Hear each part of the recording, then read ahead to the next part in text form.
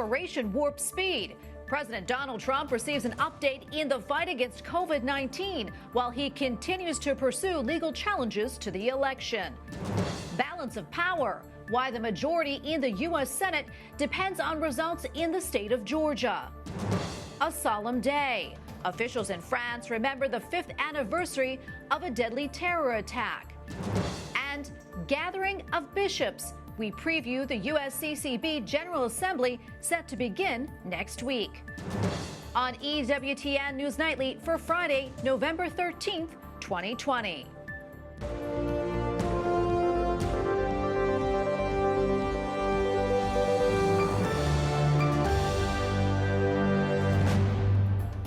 Good evening. Thanks for joining us tonight. I'm Tracy Sable. President Donald Trump shares some good news about Operation Warp Speed, the program to quickly produce and deliver a coronavirus vaccine.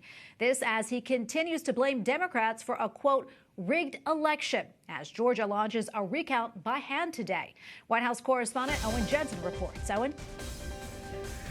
Tracy, good evening to you. Late this afternoon, President Donald Trump appeared in the Rose Garden here at the White House talking COVID-19. He is battling the clock, trying to get a vaccine out to the public safe and fast.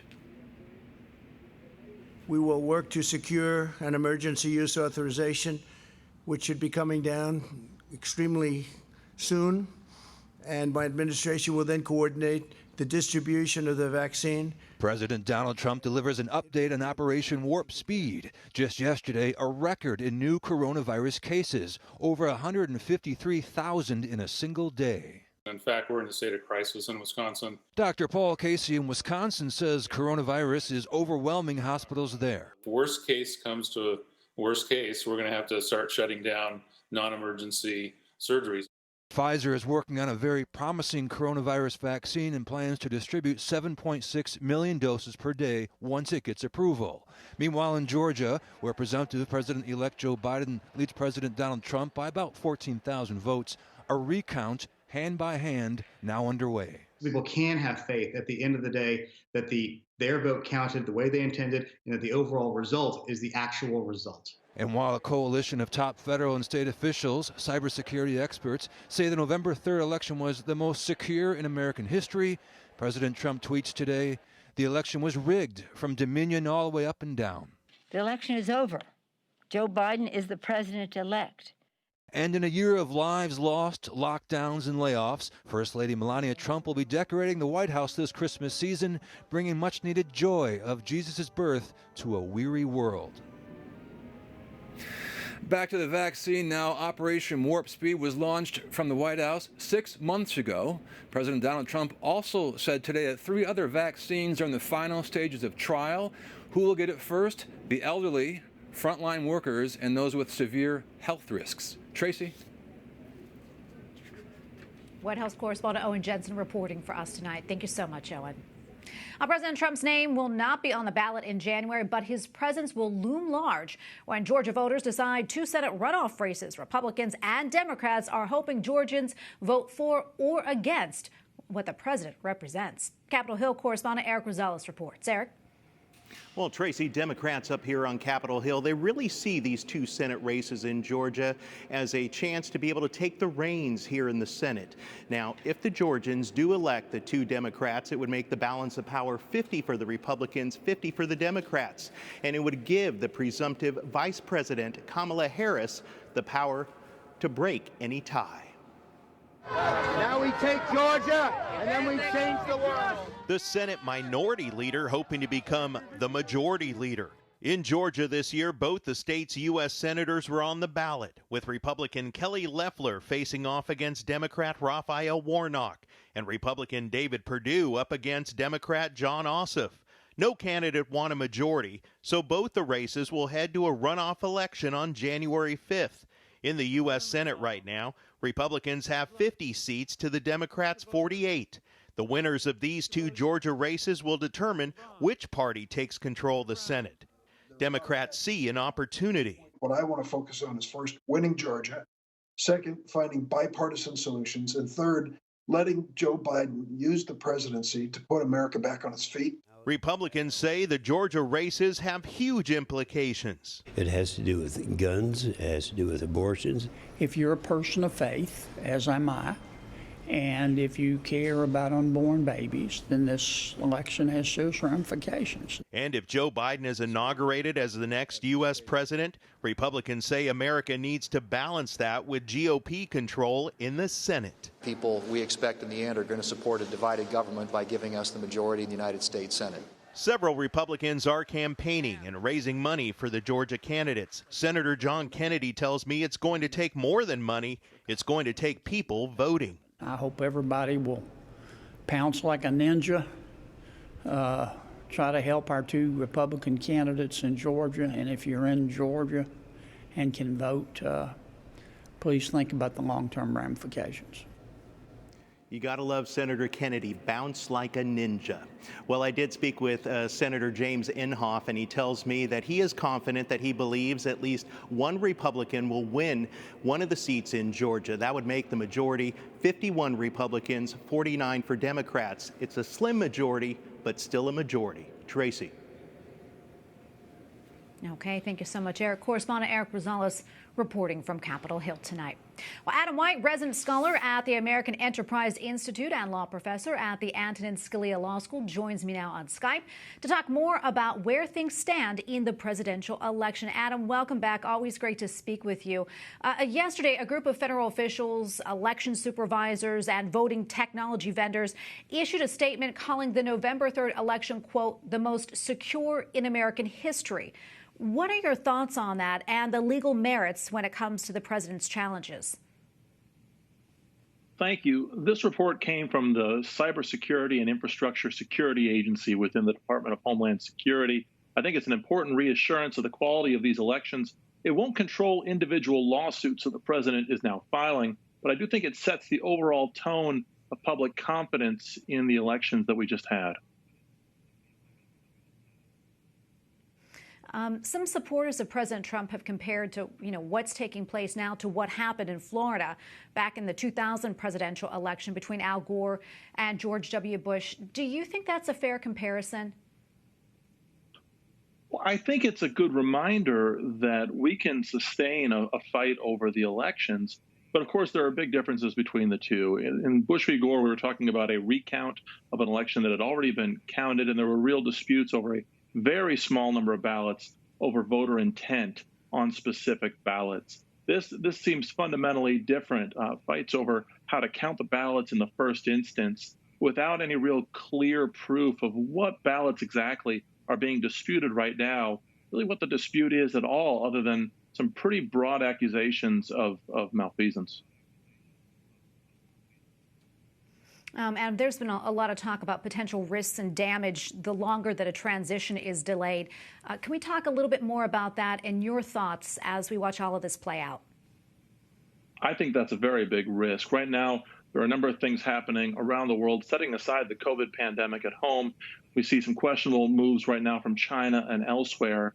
I think the nation needs to project confidence right now in a smooth transition of power, because to the extent that there's any doubt about that, any sort of doubt abroad about the security of American governance at home, its steadiness at home, this is the moment that foreign countries will take to make moves that they might not otherwise take. So anything that the United States can do to project confidence and steadiness is crucial. A lot of people are urging the president to concede. As you know, concession speeches, they're not required by law. And as we know, President Trump has not conceded at this point.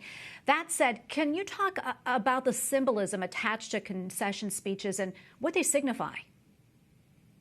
I think the symbolism is important, both as a matter of a concession speech by which a president helps, or the loser of any election helps move the government from election back to the task of governance.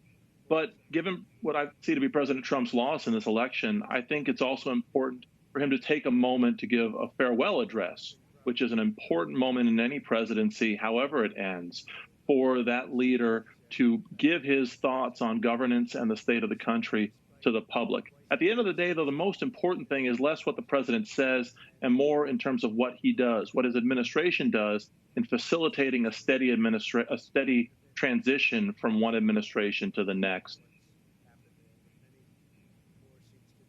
Well, Adam, thank you so much for your time today. We really appreciate it. Adam White, resident scholar at the American Enterprise Institute and also law professor at the Antonin Scalia Law School. Thanks again for your time. Thank you. Coming up, on the 5th anniversary of a terror attack in Paris, a French bishop talks about relations between the Christian and Muslim communities.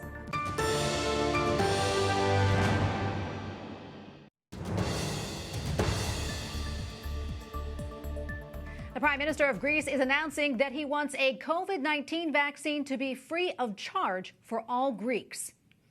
Επιμένω στην ελεύθερη πρόσβαση όλων των Ελληνίδων και των Ελλήνων. Kyriakos Mitsotakis made the comments at a meeting of Greek ministers. They were discussing the government's strategy to distribute a vaccine for the coronavirus once it's available. Greece announced a record 3,300 new infections just yesterday. ברגעים אלו אנחנו חותמים על ההסכם עם חברת פייזר. Israeli Prime Minister Benjamin Netanyahu signs an agreement with Pfizer to buy 8 million doses of its COVID-19 vaccine. Pfizer's vaccine requires 2 doses, and the purchase is enough to inoculate half of the population of Israel. The Prime Minister says vaccinations could start by January. Officials in France marked the 5th anniversary of a terror attack that killed 130 people in Paris. Bertrand Navarret. Christopher Neuschalter-Bodino. Ceremonies were held at sites targeted by Islamic extremists in 2015, including a concert hall and several restaurants. It was the country's most deadly attack during peacetime. France currently is on high alert after experiencing 3 terror attacks since September. Joining us now is Bishop Mattieu Rogue of the Diocese of Nanterre outside of Paris and an expert in political theology. Your Excellency, welcome to the show. Thank you so much for joining us. We just heard that France is on high alert. What is the mood right now in the country? Well, French Catholics were deeply moved more than 1 week ago with the assassinations in Nice, 2 ladies and a man who were assassinated in one of the big churches of Nice in a terrorist attack. And of course, we were all deeply moved by this drama. But I must say, Catholics in France are also very sad in these days because they can't attend masses. All the public masses are, for the moment, forbidden because of the sanitary crisis. So I think the main feeling in the French Catholic hearts today is the sadness of not being able to attend Mass. I don't think French Catholics are fearful. They were deeply moved by the terrorist attack in Nice 10 days ago, but they know the Christian answer to violence is prayer and peace.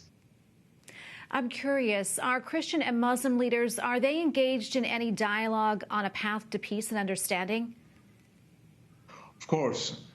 French Church has been involved for long years in interreligious dialogue, especially with the Muslims. This dialogue is not always easy. It is not always easy for us Catholics to see with whom we can have this dialogue, but many things are going on at the local level between parishes and mosques, and also at the national level. In my diocese, in the suburbs of Paris, we do have in some of our cities many mosques and many Muslims, and in some places there is a good dialogue. And I must also mention that after the terrorist attack in Nice, a lot of messages of condolence and friendship were sent to us by Muslims. I was also quite present in some television programs, news programs, and I met some Muslim leaders, and they all had very touching condolence and friendship messages. So the dialogue is going on. It is not easy, but we are surely determined to go forward. And Your Excellency, do you know what the next steps are for fighting terrorism in France? Well, of course, the security forces, police, army, are very cautious, and they look after the churches and the Catholic schools, they do also look over other religious places. That's the first thing. Then, of course, the French state and French public authorities have to work on looking after the dangerous people and having different ways of fighting terrorism. But there is also the decision of the French state to have a new law on fighting against religious radicalism. But this law we have to go to look with a lot of attention. Well, Your Excellency, thank you so much for coming on today. We really appreciate your time. Bishop Mattieu Rogue of the Diocese of Nanterre, France. Thank you again. Thank you. Up next, the U.S. Conference of Catholic Bishops General Assembly begins next week. Will the McCarrick report affect this year's meeting?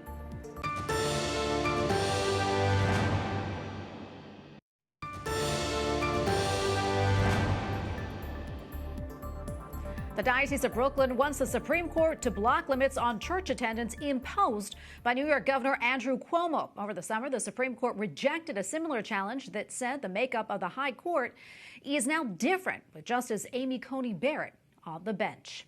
The Archbishop of Detroit is extending the Mass dispensation due to the coronavirus until Ash Wednesday.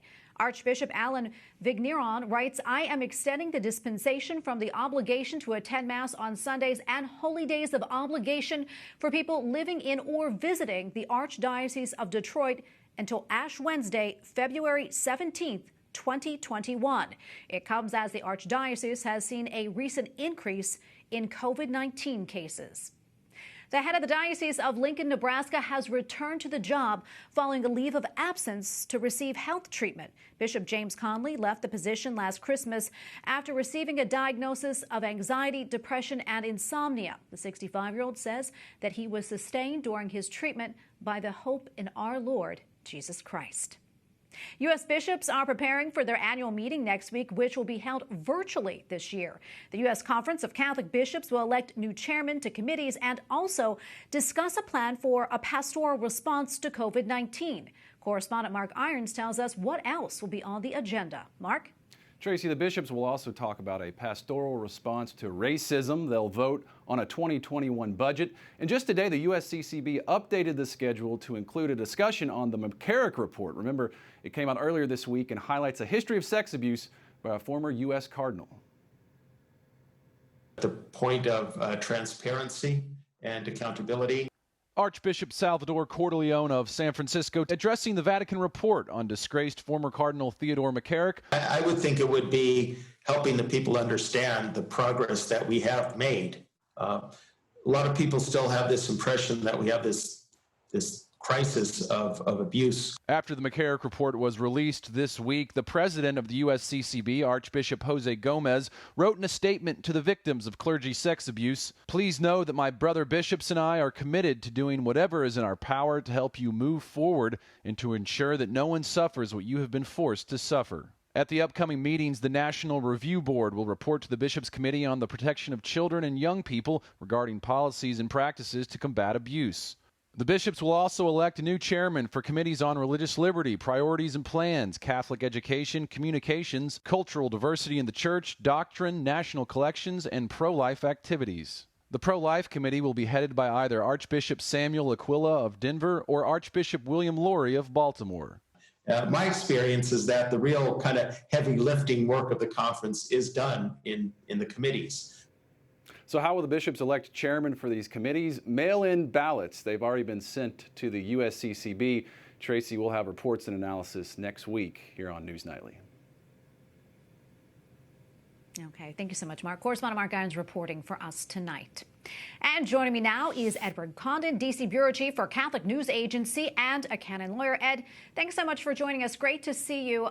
This will be the first virtual General Assembly meeting, and I know having covered these before, how do you think that will affect the way it's conducted, Ed? Well, I think it's going to be a very different kind of fall assembly for the U.S. bishops. One of the primary functions of these things is not just to get all the bishops in one place at one time to vote on business and elect committee chairs, but really to bring them together, to be in one room, to have that sort of frank and informal and in some cases private exchanges of ideas that allow them to build the kind of collegiality that they need to act and speak when necessary as a single group. And I think they're really going to lack that this year. I think when we talk about sensitive issues like the McCarrick report and things like that, something else that will be lacking, certainly for Catholics watching the assembly as it happens, is we won't be able to have that sense of a room, which has been so powerful in the last couple of meetings that were in person. Yeah. As we know, Ed, this meeting follows the release of a long-anticipated Vatican report on former U.S. Cardinal Theodore McCarrick. What are your takeaways from that report, and how do you think it'll be handled by the bishops? Well, I think the report has been pretty hard reading for every Catholic that's tried to get through it, all 450 pages. Some parts of it were, quite shocking in the detail of the abuse committed by Theodore McCarrick. I think more shocking for a lot of Catholics to read was the way in which over a period of years, even decades, allegations about Theodore McCarrick seem to be systematically brushed aside or ignored or not given any real attention to. And I think this is something the U.S. bishops are really going to have to struggle with all over again. I don't think there's a crisis of sexual abuse going on in the church today, but I think there's still very much a crisis of confidence in the episcopacy in the U.S. today. And I think that's something the bishops meeting virtually next week are going to have to grapple with. Earlier this week, Pope Francis, as you know, offered prayers to McCarrick's victims. In your opinion, what message do you think this report sends to survivors of clergy sex abuse? Well, I don't think the report itself as a report sends a message to anyone. I think this is one of the things that's been most difficult and confusing for many Catholics as they read it, is it doesn't appear to be a report with its own voice, and it doesn't appear to be a report addressed to anyone in particular. It's a very dry, very detailed, and sometimes very painful to read account of a very unpleasant history, a very unpleasant chapter in the Church of the United States and in the Vatican's history. So I think something that a lot of Catholics are looking for, and Pope Francis has certainly taken a lead on that, is to hear the Church speaking with its own voice, speaking to not just the victims of sexual abuse, although certainly them first and foremost, but to all Catholics who've been scandalized by this, and to look to bridge the gap that has developed between the faithful and their leaders. Ed, we have about probably a minute left, but I'm curious, what other subjects will you be looking to see addressed by the bishops next week? Well, there's certainly the usual slate of committee chairs that are up for election. Among them, religious liberty, pro-life activities, doctrine, issues like that. And as Archbishop Corleone, I think it was, said, this is where many of the real decisions are taken in the conference. This is where a lot of the hard day-to-day work gets done. And so I think who is selected for those various committee chairs is always a very interesting indication of where the sense of the U.S. bishops is on different subjects. I think it's often more telling than documents or statements that are put out by the conference. A better way of gauging where the U.S. bishops are, how they're thinking as a group, is often who they elect to speak for them on certain sensitive issues. I think also looking at the sort of domestic political sphere, the renewal of the Bishops' Ad Hoc Committee on Racism, I think, is sure to pass, if not unanimously, certainly overwhelmingly. I think we can predict that with some certitude, and I think that's something which, looking at the situation in the United States over the last year and some of the demonstrations and protests we've had, that's going to be an important part of the bishop's ministry coming forward. All right, Ed. Well, thanks so much for your time. Appreciate it. Edward Condon, D.C. Bureau Chief for Catholic News Agency. Thanks again, Ed. Always a pleasure. And we thank you for watching tonight. And for the entire EWTN News Nightly team, I'm Tracy Sable. Good night and God bless.